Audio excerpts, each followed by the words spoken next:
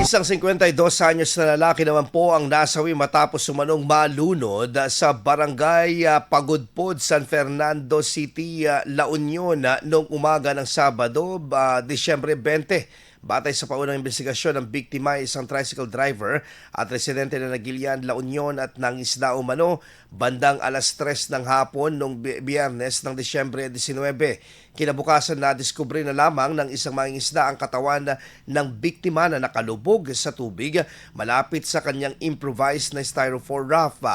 Agad na iniulat naman ito ang nasabing insidente sa San Fernando City Police Station na rumisponde upang beripikahin ang nasabing impormasyon. Ayon sa otoridad, ang sanhi ng pagkamatay ay ang pagkasakal o dulot ng pagkalunod or hinila na naman ng pamilya ng biktima na isinailalim na hiniling naman ng pamilya ng biktima na isailalim sa autopsy ang labi upang matukoy pa ang iba pang detalye ng pagkamatay nito. Patuloy sila sa gawang investigasyon ng mga otoridad hinggil sa nasabing insidente.